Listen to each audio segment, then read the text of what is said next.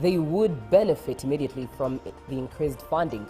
As soon as the news emerged, European Football Federation UEFA issued fierce criticism of the plan, saying it crosses a line that football's governing institutions should never cross.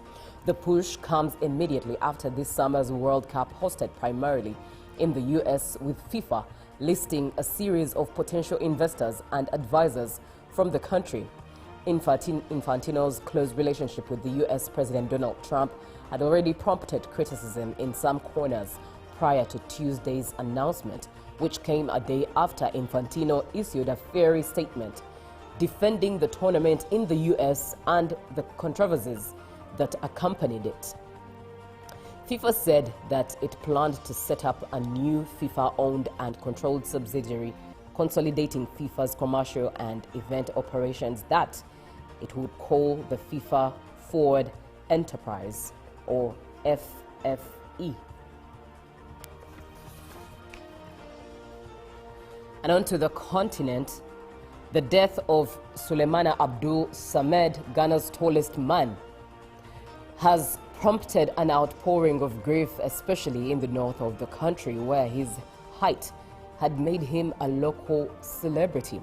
The 33-year-old died in hospital on Monday in the northern city of Tamale, about 160 kilometers south of his home village in Gambaga, where he had been admitted because sores on his legs had become infected. Everyone knew how generous and kind he was. From when he died until now, a lot of people are still coming to the house to find out what exactly happened. A relative told the BBC. Diagnosed with gigantism in his 20s, he was 7 feet tall when measured by the BBC in late 2022. It is likely he had grown even taller before his death, known to everyone by his nickname, Auche, which means let's go in the Hausa language. He had long struggled with complications of Marfan syndrome, the genetic disorder which resulted in his extremely long limbs. He had also struggled to pay his medical bills, but recently found a benefactor in the brother of Ghana's president, John Mahama, who also met the giant of Gambaga. Sad story that one is. Reminds me back in the day, there used to be a gentleman called Ofono, and I remember a soda that was literally named after him, and I believe he also passed away here in Uganda. Anyway, that marks the end of what we have on the global scene. Now let's take a look at what the dailies have this morning, and we start off with the new vision. NRM sweeps elections, LC1 elections. They're in. By the time we got on air yesterday, 566 chairpersons were unopposed in the region of Bukedi, just alone. Now, NRM sweeps LC1 elections and polls largely peaceful, despite scattered irregularities, says police. And a picture there, of course, with those who are contesting, those who had won, celebrating. Now, looking at matters diplomacy, Olara Otunu speaks out on top UN job. Want to know what he said? It's in the new vision. Also, investigators, IGG orders audit on Mpigi Expressway. All right. And Namere clashes with coffee supplier over 156 million shillings. And in health, Uganda declared Ebola free. Good news, that one is. And Museveni backs 700 billion shillings Nakaseke coffee project. That is what we have in the new vision. And looking at the rest of East Africa, let's see what the Citizen has. Bank of Tanzania signals new crypto regime. That's the headline. And the Bank of Tanzania has completed a virtual assets assessment and developed a regulatory concept that could enable formal oversight of cryptocurrencies and blockchain-based digital assets in Tanzania. Now, government moves to unlock 4.6 trillion shillings for 80% clean cooking target. That's another story to look at. And Museveni clears return of Nation Media Group operations in Uganda. And also matters health, Ebola surge puts Tanzania on a high alert as Uganda declares Ebola free, and how the ICC could influence accountability in Tanzania. That's what we have in the dailies and all the updates this morning. When we get back, it's another conversation. Thank you so much for choosing UBC TV this morning. This is Good Morning Uganda. We'll be right back.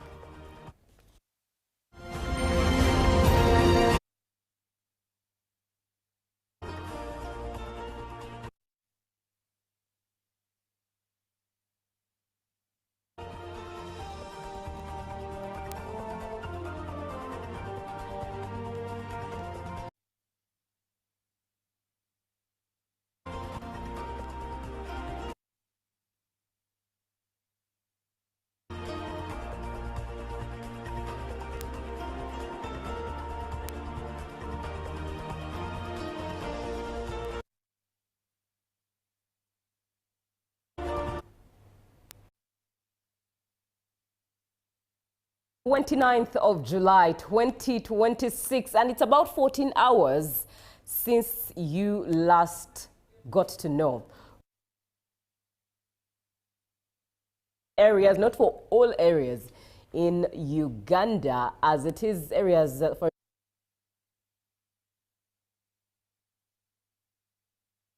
LC1 chair yet. And of course, we do await a report from the Electoral Commission to give us an update on what next now that some of those areas do not have their LC1 chairperson.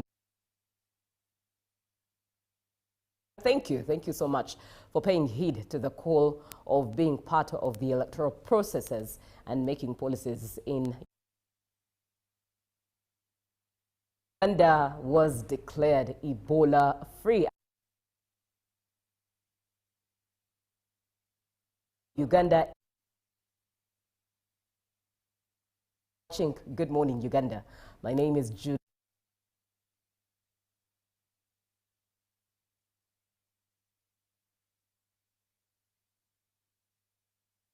And President Yoweri Museveni has offered Uganda as a potential host for the future headquarters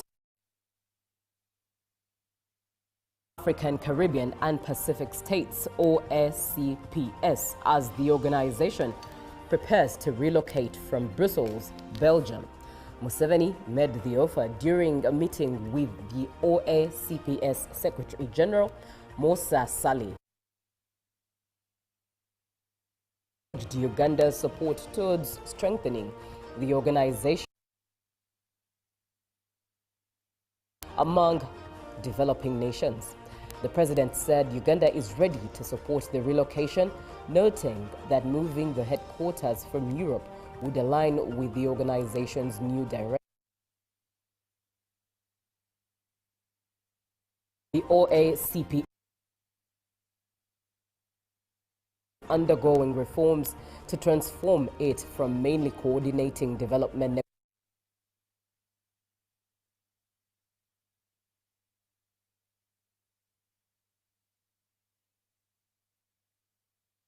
relocate the headquarters to one of their own countries, with Uganda among the nations being considered. He also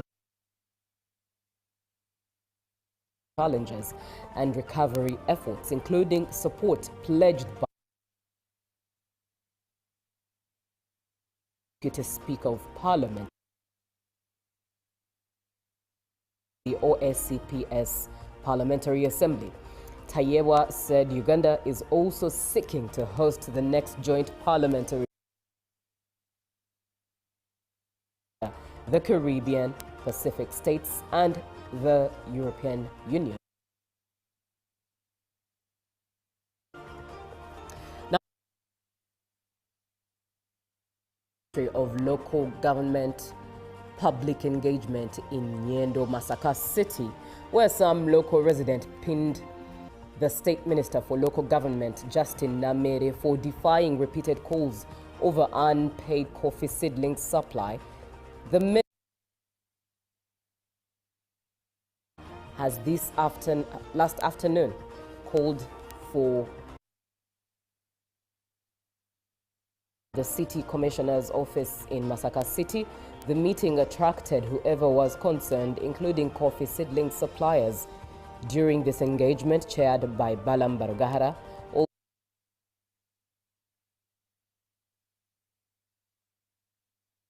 action. The heated discussion was solved by their State House Controller, Jean Bareche, who, through a phone call made by Balam Barugahara, accepted to Minister Justin Namere now embark on the journey to clean her name, vowing to take legal actions against her accusers. This matter has caused unnecessary attention, with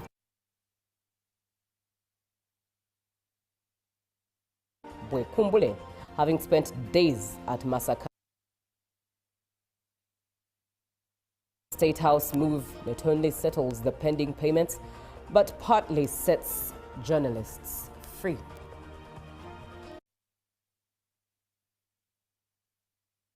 All right, now the outgoing Union delegation to Uganda has commended the country's socio-economic progress during his 4-year tour of duty, saying it has significantly improved the life. Chatrain made the remarks during a farewell meeting with the Chief of Defense Forces, General Muhoozi Kinattebe. Chatrain said he had witnessed social and economic transformation in Uganda over the past 4 years, attributing the progress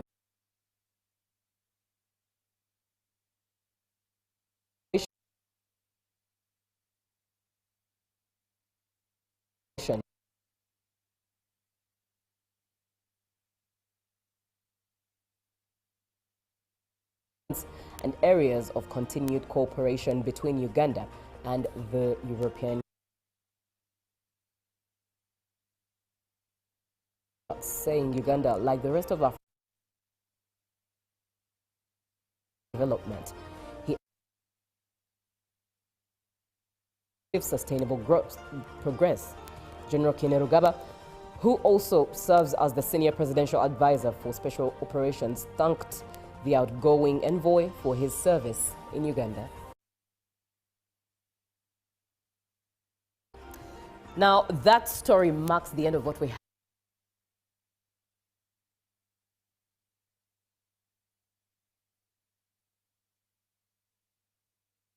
Quake in Japan's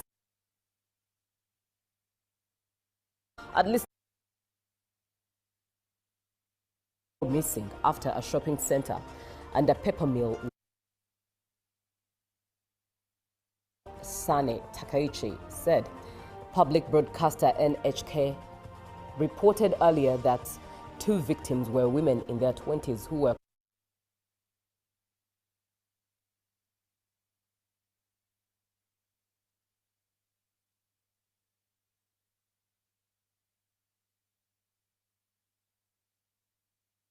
raise, as what Alex has been doing, for example.